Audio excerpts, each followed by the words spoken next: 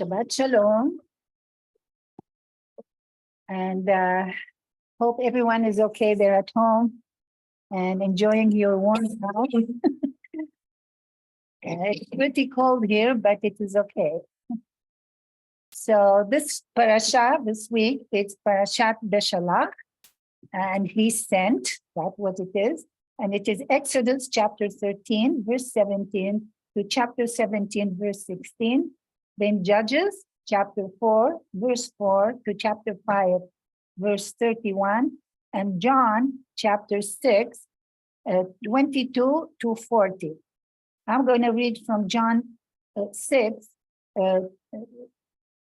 from verse 27 to 40. אל תעמלו בעד האוכל הכלב עובד, אלא בעד האוכל הקיים לחיי עולם, אשר בן האדם יתנהו לכם, כי אותו חתם האלוהים האב בחותמו.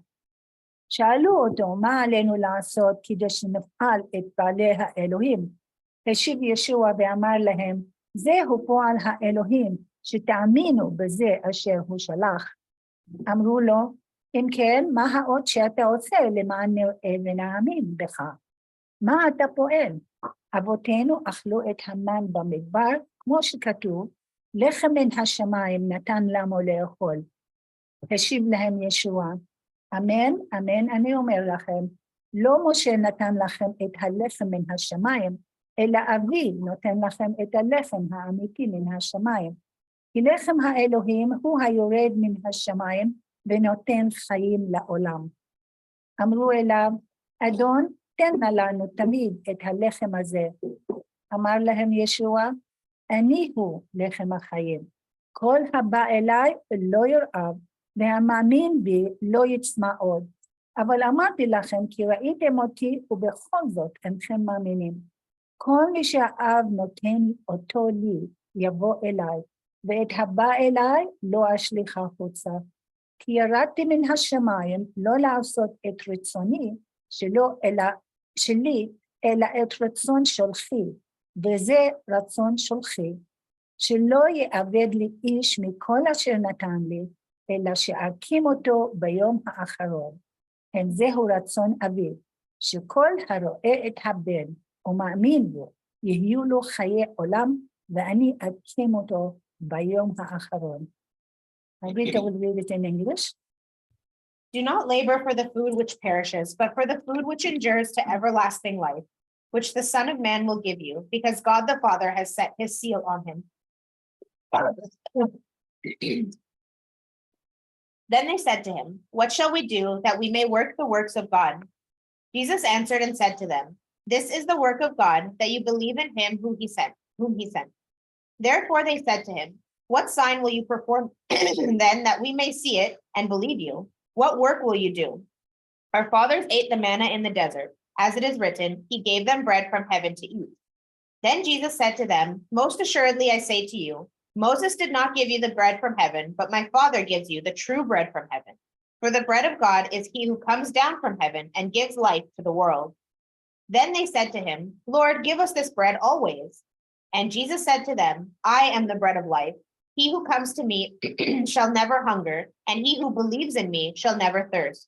But I said to you that you have seen me and yet do not believe. All that the Father gives me will come to me, and the one who comes to me I will by no means cast out. For I have come down from heaven, not to do my own will, but the will of him who sent me. This is the will of the Father who sent me, that of all he has given me I should lose nothing, but should raise it up at the last day. And this is the will of him who sent me, that everyone who sees the Son and believes in him may have everlasting life, and I will raise him up at the last day. Yeah. So I'll read a portion from verse 35. And Jesus said to them, I am the bread of life. He who comes to me shall never hunger, and he who believes in me shall never thirst. But I said to you that you have seen me, and yet do not believe. All that the Father gives me will come to me, and the one who comes to me, I will by no means cast out. For I have come down from heaven, not to do my own will, but the will of him who sent me. This is the will of the Father who sent me, that of all he has given me, I should lose nothing, but should raise it up at the last day. And this is the will of him who sent me, that everyone who sees the Son and believes in him may have everlasting life, and I will raise him up at the last day. So Yeshua tells us that he came to do the Father's will. And then he clarifies what the Father's will is. And what is the Father's will? That all that he gives Yeshua, all that he gives me, I should lose nothing, but should raise it up at the last day. And everyone who sees the Son and believes in him may have everlasting life. That's the will of the Father. And Yeshua repeats it again in the same portion in verse 40. I will raise him up at the last day. Then Yeshua repeats the same thing in verse 44. No one can come to me unless the Father who sent me draws him, and I will raise him up at the last day. So Yeshua keeps repeating the same verses, the same thing, to let us know that we are in his hand, and he is the one who is going to raise us up in the last day. Verse 47, most assuredly I say to you, he who believes in me has everlasting life. I am the bread of life. Your father ate the manna in the wilderness and are dead. This is the bread which comes down from heaven, that one may eat of it and not die. I am the living bread which came down from heaven. If anyone eats of this bread, he will live forever. And the bread that I shall give is my flesh, which I shall give for the life of the world. The Jews therefore quarreled among themselves, saying, how can this man give his flesh to eat? And indeed, how can we eat Yeshua's flesh? Obviously, he wasn't talking about his physical self. He wasn't talking about his hands and legs. He's saying that we are to open our mouth and accept him. Say, I want you, Yeshua, to inhale him inside us, to inhale his spirit inside us. So it's like eating him, eating his spirit. And then when we say that, we receive his spirit in our innermost being. That's what he means. He doesn't mean that we eat his flesh. So to accept his body is to be part of us and live in us. That means that everything we will do will be exposed to him. If somebody is so close that is in our heart, he would know what we think, what we are planning to do. It's very intimate, like there will be nothing that we can hide from him. Everything will be exposed to him. So we can't hide like Adam in the garden when he did the wrong thing and he hid. But God found it after all, So everything will be known to him. We will be like an open book to him. So, and he said, those who will come to me. Now how can we come to Yeshua? How do we draw near to him? Is it with our bodies? He's not with us. He's not here. So it's not like I can go and draw near to him. We draw near to him in our spirit. We believe him in our spirit. And it is about believing and having faith in him. Then Jesus said in verse 53, most assuredly I say to you, unless you eat the flesh of the Son of Man and drink his blood, you have no life in you. Whoever eats my flesh and drink my blood has eternal life, and I will raise him up at the last day. Again, he repeats that in verse 53. So that Yeah, right. Um, yeah, we don't eat his body. We inhale his spirit, or we invite.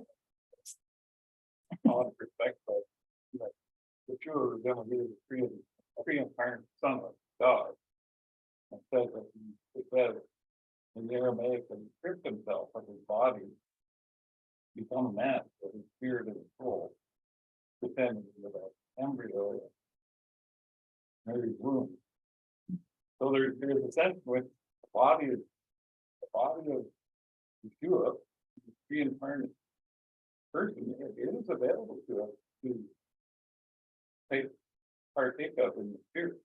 Yeah, of his And I think spirit, that- not of his flesh. But his flesh, he gave up his glory in heaven, like he was sitting on the throne beside the Father. He had a real body, he had a really divine body. He gave that up on the man. Amen. Right. So the spiritual essence of that body descended to the earth Yeah, but like the manna from heaven. yeah, the point I'm trying to make, he said that he will raise us up. It's true what you're saying, but like I'm trying to say that Yeshua is the one that is really in charge of us. When God puts us in his hand, we cannot do anything. And even God won't interfere. Yeshua is going to make the decision what's going to happen with us, if he will allow us to be or not, you know? Yeah, of course, like when we take his body or his spirit, he's going to be in us. He's going to be part of us.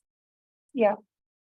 So, and he writes again in verse 55, for my flesh is food indeed, and my blood is drink indeed. He who eats my flesh and drinks my blood abides in me, and I in him. And the living Father, as the living Father sent me, and I live because of the Father, so he who feeds on me will live because of me. He who feeds from the Spirit of Yeshua will live forever. This was not said even in the Torah, like God didn't tell us if you eat my flesh or if you whatever, if you invite my Holy Spirit into you. God didn't say that. It's Yeshua who said that. Do you see the difference? God said, abide, do what I'm telling you. If you don't do it, I'm going to punish you, right? Or if you do it, I'm going to bless you. But Yeshua said, I'm going to be in you. I'm going to be in you. So there is difference, you know? So we depend greatly on Yeshua, who is watching over us until the assignment that was given to him for us will be finished, until he will finish what he started with us, you know? So verse 62, what then if you should see the Son of Man ascend where he was before? It is the Spirit who gives life. The flesh profits nothing. The words that I speak to you are spirit, and they are life. But there are some of you who do not believe. Therefore, I have said to you that no one can come to me unless it has been granted to him by my Father. So my conclusion is, I can be wrong and can be right. You can judge, you can think, we can discuss it, you know, but this is what I come with. Yeshua has authority over my life and over the lives of all those who God puts in his hand. He will decide. So let's think about it, okay? Yeshua was with God when they decided to create man in their image. They were not flesh and blood, but they are and still are spirits, right? They were holy, like God. They were in the image of God, so they were holy. But eating the fruit of the forbidden tree turned Adam to flesh and blood. It was holy that was put into unclean body. It turned unclean because they just disobeyed God. And what Yeshua is doing now, he's trying to get us from this unclean body to be holy back again. That's what I understand. So Yeshua came to return us to our original state of being, which is a spirit body. So I understand that in the last day, Yeshua will raise up our spirit to be with him as we were originally created with him before Adam sinned, Adam and Eve. So to believe in him or believe in Yeshua or believe what he's saying to us is the most important, because again, Adam and Eve did not believe and they were told to leave the presence of God. God let them out of the garden just because they didn't believe in him and did what he said not to do. So as we continue to walk with the Lord, he will receive us back into the presence of God where we were originally created. Amen. Shabbat Shalom. So if anybody thinks differently, share with us. It's interesting that he was resurrected in his common body, but he would have these